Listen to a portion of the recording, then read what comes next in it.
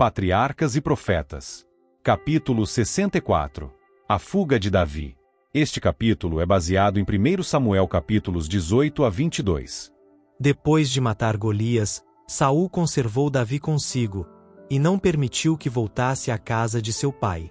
E aconteceu que a alma de Jonatas se ligou com a alma de Davi, e Jonatas o amou, como a sua própria alma. Jonatas e Davi fizeram um concerto para serem unidos como irmãos, e o filho do rei se despojou da capa que trazia sobre si, a deu a Davi, como também os seus vestidos, até a sua espada, e o seu arco, e o seu cinto. A Davi foram confiadas importantes responsabilidades. Todavia ele conservou sua modéstia, e ganhou a afeição do povo bem como da casa real.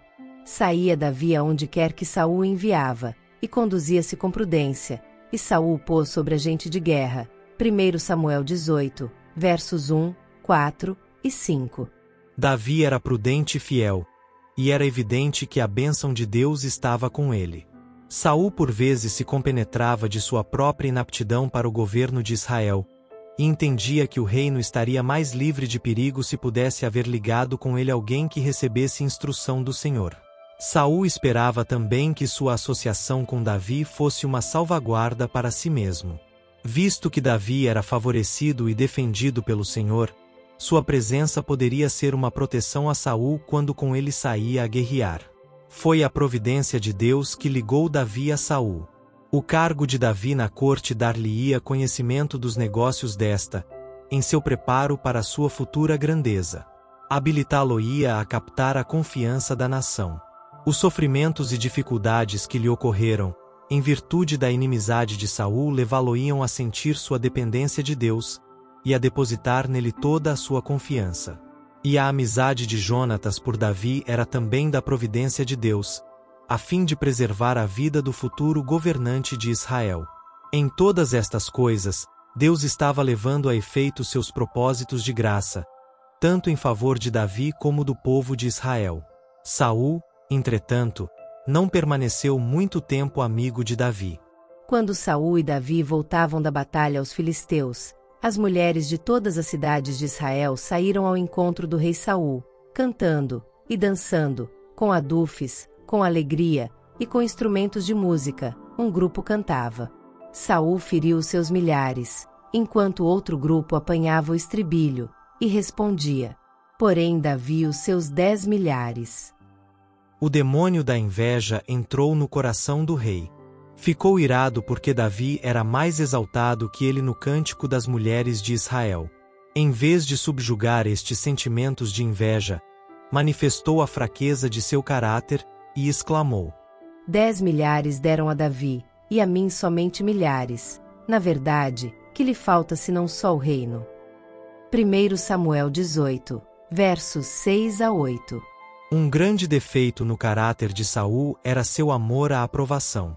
Esta característica tivera uma influência preponderante em suas ações e pensamentos. Tudo se assinalava pelo seu desejo de louvor e exaltação própria. Sua norma para o que era reto e aquilo que o não era, consistia no baixo padrão do aplauso popular. A pessoa que vive para agradar aos homens, e não procura primeiramente a aprovação de Deus, não está livre de perigo. Era a aspiração de Saul ser o primeiro na estima dos homens, e, quando foi entoado este cântico de louvor, uma firme convicção entrou no espírito do rei, de que Davi ganharia o coração do povo e reinaria em seu lugar. Saul abriu o coração ao espírito de inveja de que sua alma estava envenenada. Apesar das lições que havia recebido do profeta Samuel, dando-lhe a instrução de que Deus cumpriria o que quer que ele desejasse, e que ninguém o poderia impedir, o rei demonstrou que não tinha verdadeiro conhecimento dos planos de Deus. O rei de Israel estava opondo sua vontade à do Ser infinito. Saul não tinha aprendido, enquanto governava o reino de Israel, que devia governar seu próprio espírito. Permitiu que os ímpetos lhe dirigissem o discernimento, até mergulhar-se no furor da paixão. Tinha ataques de raiva, ocasiões em que se dispunha a tirar a vida de qualquer que ousasse opor-se à sua vontade. Deste frenesi passava a um estado de desalento e desprezo de si mesmo, e o remorso se apoderava de seu coração. Gostava de ouvir Davi tocar harpa, e o espírito mal parecia afastar-se como por encanto durante aquele tempo. Um dia, porém, quando o jovem estava a servir perante ele, e de seu instrumento arrancava música suave, acompanhando sua voz a cantar os louvores de Deus, subitamente arremessou Saul a lança contra o músico com o intuito de dar fim à sua vida. Davi foi preservado pela intervenção de Deus, e ileso fugiu da ira do enfurecido rei. Aumentando o ódio de Saul contra Davi, tornou-se-ele cada vez mais atento para encontrar uma oportunidade a fim de lhe tirar a vida. Mas nenhum de seus planos contra o ungido do Senhor foi bem-sucedido. Saul entregou-se ao domínio do espírito mau que o governava, ao passo que Davi confiava naquele que é poderoso em conselho e forte para livrar. O temor do Senhor é o princípio da sabedoria. Provérbios 9, verso 10, e a oração de Davi era continuamente dirigida a Deus, para que pudesse andar diante dele de uma maneira perfeita. Desejando libertar-se da presença de seu rival, o rei o desviou de si, e o pôs por chefe de 1000. Porém todo Israel e Judá amava Davi. 1 Samuel 18, verso 13, 16. O povo bem depressa viu que Davi era pessoa competente, e que os negócios entregues às suas mãos eram dirigidos com sabedoria e perícia. Os conselhos do moço eram de caráter sábio e discreto, e demonstraram a conveniência de segui-los, enquanto o juízo de Saul era por vezes indigno de confiança, e não prudentes as suas decisões. Posto que Saul estivesse sempre alerta procurando uma oportunidade para destruir a Davi, tinha receio dele, visto ser evidente que o Senhor estava com ele. O caráter irrepreensível de Davi suscitou a ira do rei.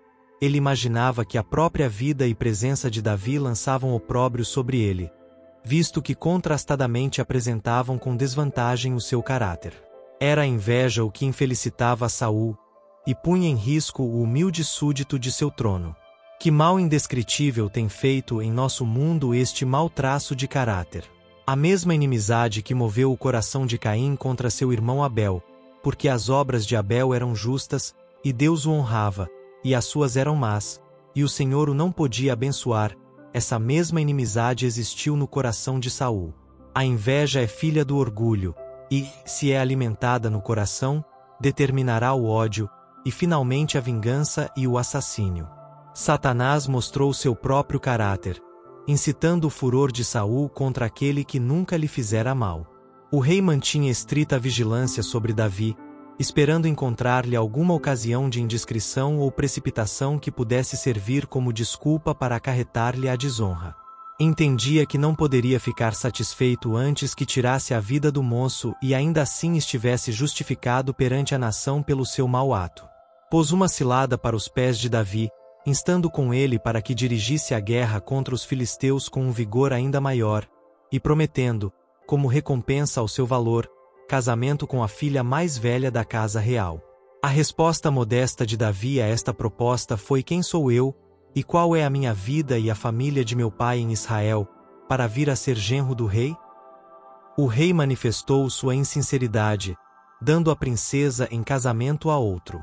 Uma afeição a Davi por parte de Mical, a filha mais moça de Saul, proporcionou ao rei outra oportunidade para tramar contra seu rival. A mão de Mical foi oferecida ao moço sob condição de ser apresentada à prova de derrota e morticínio de certo número de seus adversários nacionais. Saul tentava fazer cair a Davi pela mão dos filisteus. Deus, porém, protegeu o seu servo. Davi voltou vitorioso da batalha, para tornar-se genro do rei. Mical, filha de Saul, o amava. 1 Samuel 18, versos 18, 25 e 20. E o rei, enraivecido, viu que suas tramas haviam resultado no engrandecimento daquele a quem procurava destruir. Estava ainda mais certo de que este era o homem que o Senhor dissera ser melhor do que ele, e que reinaria no trono de Israel, em seu lugar. Arremessando de si todo o disfarce, expediu uma ordem a Jonatas e aos oficiais da corte para tirarem a vida daquele a quem odiava. Jonatas revelou a intenção do rei a Davi, e mandou-o que se escondesse, enquanto ele pleitearia com seu pai a fim de poupar a vida do libertador de Israel. Expôs ao rei o que Davi tinha feito para preservar a honra e mesmo a vida da nação, E que terrível crime repousaria sobre o assassino daquele que Deus usará para dispersar seus inimigos. Comoveu-se a consciência do rei, e abrandou-se-lhe o coração. E jurou Saul: vive o Senhor, que não morrerá. 1 Samuel 19, verso 6. Davi foi trazido a Saul, e servia em sua presença, como havia feito anteriormente. De novo foi declarada a guerra entre os israelitas e os filisteus, e Davi conduziu o exército contra os inimigos. Uma grande vitória foi ganha pelos hebreus, e o povo do reino louvou sua sabedoria e heroísmo. Isto serviu para instigar a anterior animosidade de Saul contra ele.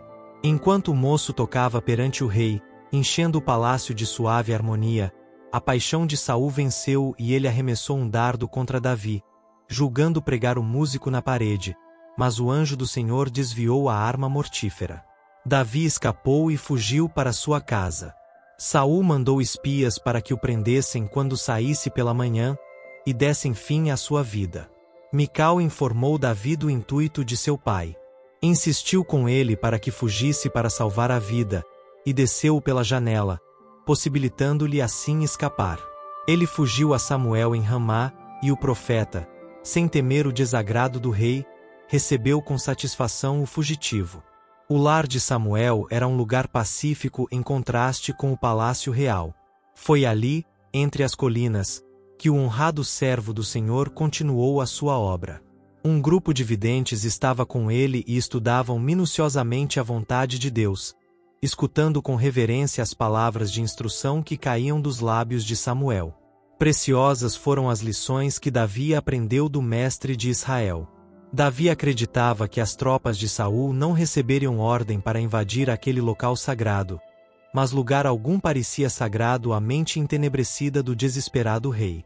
A ligação de Davi com Samuel suscitou o ciúme do rei, com o receio de que aquele que era por todo Israel reverenciado como o profeta de Deus, emprestasse sua influência para a ascensão do rival de Saul.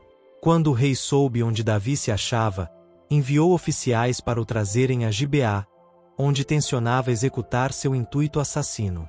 Os mensageiros partiram, decididos a tirarem a vida a Davi, mas alguém, que era maior do que Saul, dirigiu-os. Encontrarão-se com anjos invisíveis, como se deu com Balaão quando estava a caminho para amaldiçoar Israel. Começaram a proferir dizeres proféticos sobre o que ocorreria no futuro, e proclamavam a glória e majestade de Jeová. Assim Deus governou a ira do homem, em prol de seus intuitos, e manifestou seu poder para restringir o mal, enquanto entrincheirou seu servo com uma guarda de anjos. A notícia chegou a Saul enquanto avidamente esperava ter Davi em seu poder, mas, em vez de sentir a repreensão de Deus, ficou ainda mais exasperado, e enviou outros mensageiros. Estes também foram superados pelo Espírito de Deus, e uniram-se aos primeiros a profetizar. Terceira embaixada foi enviada pelo rei, mas, quando chegaram aos profetas, a influência divina caiu sobre eles, também, e profetizavam. Saul então resolveu ir ele próprio, pois que sua atroz inimizade se tornara ingovernável. Decidiu-se a não esperar outra oportunidade para matar a Davi. Logo que ele estivesse ao seu alcance, tencionava matá-lo com sua própria mão, quaisquer que fossem as consequências. Mas um anjo de Deus encontrou-o no caminho, e tomou domínio dele. O Espírito de Deus continha-o em seu poder, e ele prosseguiu a dizer orações a Deus, entremeadas de predições e melodias sagradas. Profetizava a respeito do Messias vindouro, como o Redentor do mundo. Quando chegou à casa do profeta em Ramá, tirou as vestes de cima, que indicavam a sua posição social, e todo o dia e toda a noite manteve-se diante de Samuel e seus discípulos, sob a influência do Espírito Divino. O povo juntou-se para ver esta cena estranha, e a experiência do rei foi relatada por toda parte. Assim, de novo, perto do final de seu reino, tornou-se um provérbio em Israel que Saul também estava entre os profetas. Novamente fracassou o perseguidor em seus intuitos. Afirmou a Davi que estava em paz com ele, mas Davi tinha pouca confiança no arrependimento do rei. Aproveitou esta oportunidade para escapar, receoso de que a disposição de ânimo do rei mudasse como anteriormente. Seu coração estava ferido dentro de si, e anelava ver mais uma vez seu amigo Jonatas. Cônscio de sua inocência, procurou o filho do rei, e fez um apelo muitíssimo tocante. Que fiz eu? Perguntou ele, qual é o meu crime? E qual é o meu pecado diante de teu pai, que procura tirar-me a vida? Jonatas acreditava que seu pai tinha mudado de propósito, e não mais tencionava tirar a vida de Davi. E lhe disse: Tal não seja, não morrerás. Eis que meu pai não faz coisa nenhuma grande, nem pequena, sem primeiro me dar parte. Por que, pois, meu pai me encobriria este negócio? Não é assim. Jonatas não podia crer que, depois da notável exibição do poder de Deus, seu pai ainda faria mal a Davi, visto que tal ato seria manifesta rebelião contra Deus. Mas Davi não estava convencido. Com grande veemência declarou a Jonatas: Vive o Senhor, e vive a tua alma, que apenas há um passo entre mim e a morte. 1 Samuel 20, versos 1 e 2. Por ocasião da lua nova, celebrava-se uma festividade sagrada em Israel. Esta festa ocorreu no dia seguinte ao da entrevista de Davi e Jonatas. Esperava-se que neste festim ambos os moços comparecessem à mesa do rei, mas Davi receou estar presente, e tomaram-se disposições para que ele fosse visitar seus irmãos em Belém.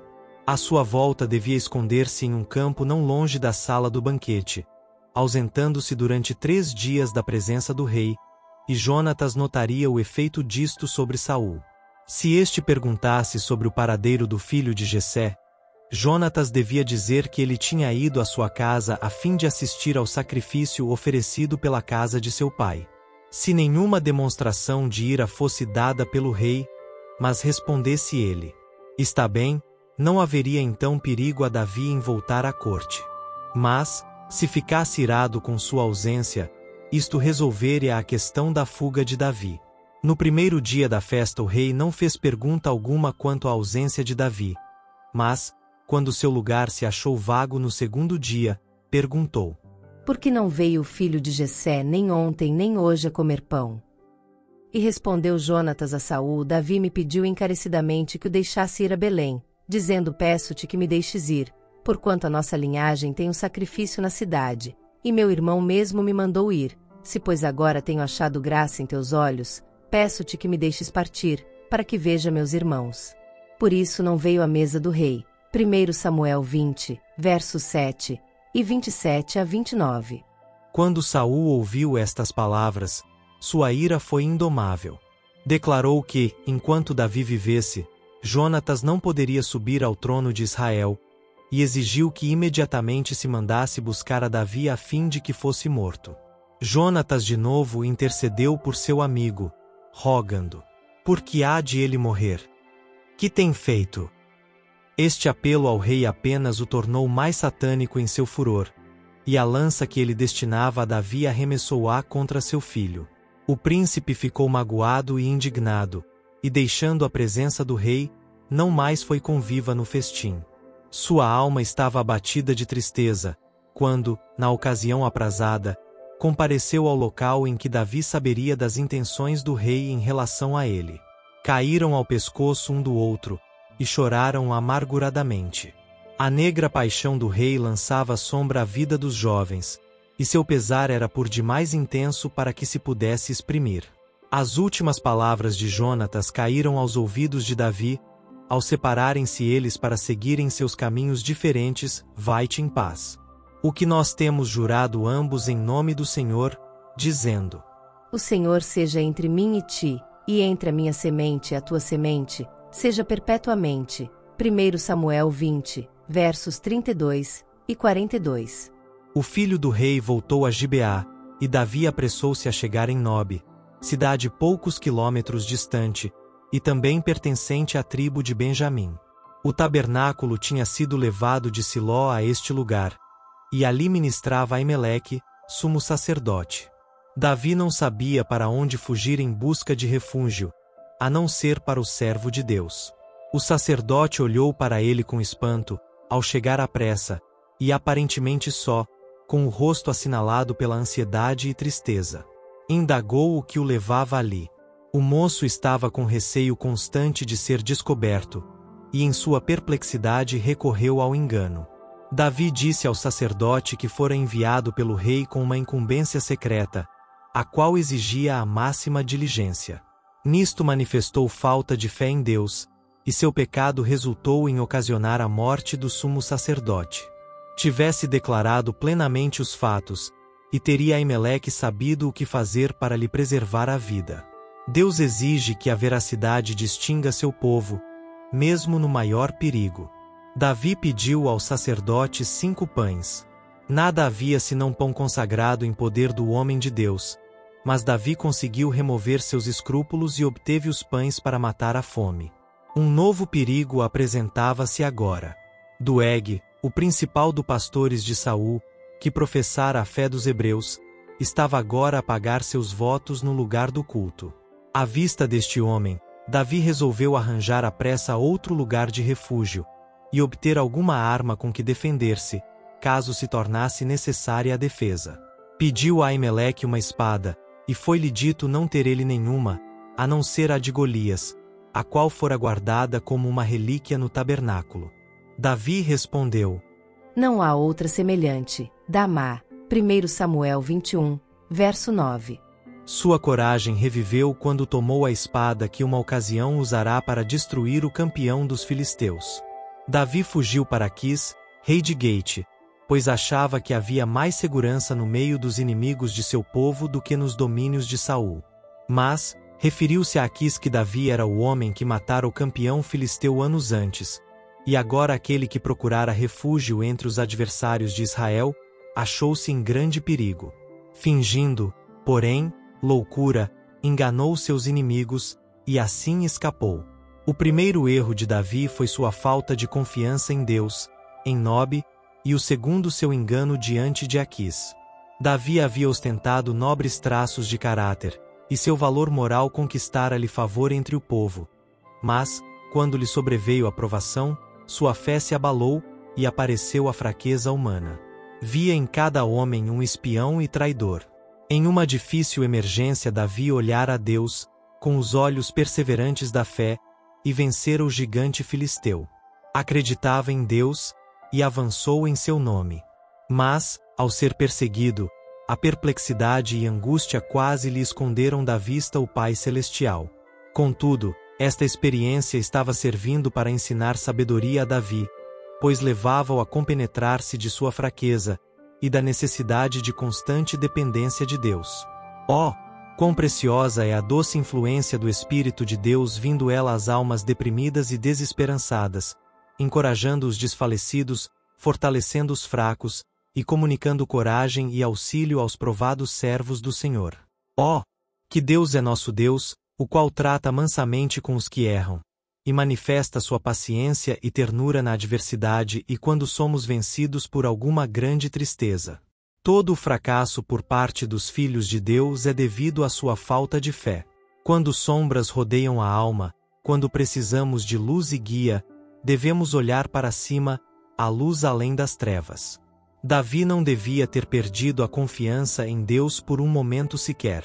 Tinha motivos para confiar nele, era ungido do Senhor, e em meio de perigo havia sido protegido pelos anjos de Deus, fora armado de coragem para fazer coisas maravilhosas. E, se tão somente afastasse seu espírito da situação angustiosa em que se achava colocado, e tivesse a lembrança do poder e majestade de Deus, teria estado em paz mesmo em meio das sombras da morte. Podia com confiança ter repetido a promessa do Senhor: as montanhas se desviarão, e os outeiros tremerão, mas a minha benignidade não se desviará de ti, e o conserto da minha paz não mudará. Isaías 54, verso 10. Entre as montanhas de Judá, procurou Davi refúgio da perseguição de Saul. Escapou para a caverna de Adulão, lugar este que, com uma pequena força, poderia ser mantido contra um grande exército. E ouviram-no seus irmãos e toda a casa de seu pai, e desceram ali para ele. A família de Davi não podia considerar-se livre de perigo, sabendo que em qualquer ocasião as desarrazoadas suspeitas de Saul poderiam dirigir-se contra eles por causa de sua relação com Davi. Tinham agora sabido, o que aliás estava sendo geralmente conhecido em Israel, que Deus escolhera Davi para futuro governante de seu povo, e acreditavam que com ele estariam mais livres de perigos, embora fosse um fugitivo numa solitária caverna, do que poderiam estar enquanto expostos à fúria doida de um rei invejoso. Na caverna de Adulão a família estava unida em simpatia e afeto. O filho de Jessé tangia a harpa e cantava melodiosamente.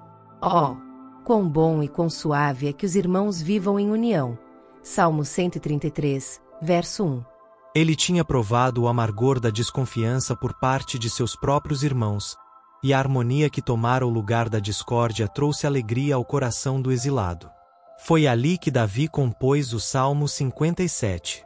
Não demorou muito tempo que ao grupo de Davi se juntassem outras pessoas que desejavam escapar das exigências do rei. Havia muitos que tinham perdido a confiança no governante de Israel, pois podiam ver que não mais era ele guiado pelo Espírito do Senhor. Todo homem que se achava em aperto, e todo homem endividado, e todo homem de espírito desgostoso, recorreu a Davi, e ele se fez chefe deles, e eram com ele uns 400 homens. 1 Samuel 22, verso 2. Ali tinha Davi um pequeno reino, que lhe era próprio, e neste prevaleciam a ordem e a disciplina. Mas, mesmo em seu retiro nas montanhas, estava longe de se sentir livre de perigo, pois que recebia prova contínua de que o rei não havia abandonado seus propósitos homicidas. Encontrou um refúgio para seus pais junto ao rei de Moabe, e então, advertido de perigo por um profeta do Senhor, fugiu de seu esconderijo para o bosque de Herente. A experiência por que Davi estava a passar não era desnecessária ou infrutífera. Deus estava a proporcionar-lhe um curso disciplinar que o habilitaria a tornar-se um sábio general bem como um rei justo e misericordioso.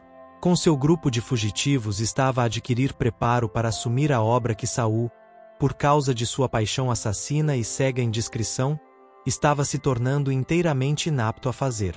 Os homens não podem afastar-se do conselho de Deus e conservarem ainda aquela calma e sabedoria que os habilitarão a agirem com justiça e discrição. Não há loucura tão terrível, tão sem esperanças, como há de seguir a sabedoria humana, sem a guia da sabedoria de Deus. Saul estivera preparando-se para armar cilada a Davi e capturá-lo na caverna de Adulão. E, quando foi descoberto que Davi havia deixado aquele lugar de refúgio, o rei ficou grandemente irado. A fuga de Davi era um mistério para Saul. Podia explicá-lo apenas pela crença de que tinha havido traidores no seu acampamento, os quais informaram o filho de Jessé quanto à sua aproximação e intuitos. Afirmou a seus conselheiros que uma conspiração se formara contra ele, e, com o oferecimento de ricos presentes e cargos de honra, subornou-os para que revelassem a pessoa que entre seu povo favorecera a Davi. Doeg, o idumeu, fez-se informante. Movido pela ambição e cobiça, bem como pelo ódio ao sacerdote, que havia reprovado os seus pecados, relatou Doeg a visita de Davi a Aimeleque, apresentando isto sob uma luz tal que acendeu a ira de Saul contra o homem de Deus. As palavras daquela língua perniciosa, postas sobre o fogo do inferno, instigaram as piores paixões no coração de Saul. Enlouquecido de raiva, declarou que a família toda do sacerdote pereceria. E o terrível decreto foi executado. Não somente Aimeleque, mas os membros da casa de seu pai, 85 homens que vestiam o éfode de linho, foram mortos por ordem do rei, pela mão assassina de Doeg. Também a Nob, cidade destes sacerdotes, passou a fio de espada, desde o homem até a mulher, desde os meninos até os de mama, e até os bois, jumentos e ovelhas. 1 Samuel 22, versos 18 e 19. Isto foi o que Saul pôde fazer sob o domínio de Satanás. Quando Deus dissera que a iniquidade dos amalequitas estava completa, e lhe mandara destruí-los inteiramente, ele se julgou demasiadamente compassivo para executar a sentença divina, e poupou aquilo que estava votado à destruição, mas agora, sem ordem de Deus, sob a guia de Satanás, matou os sacerdotes do Senhor, e acarretou a destruição aos habitantes de Nob. Tal é a perversidade do coração humano que recusa a guia de Deus. Esse acontecimento encheu de horror todo o Israel. Fora o rei que eles tinham escolhido que cometera tal afronta, e fizera unicamente segundo a maneira dos reis de outras nações que não temiam a Deus. A arca estava com eles, mas os sacerdotes por meio de quem haviam feito indagação foram mortos com a espada. O que aconteceria a seguir?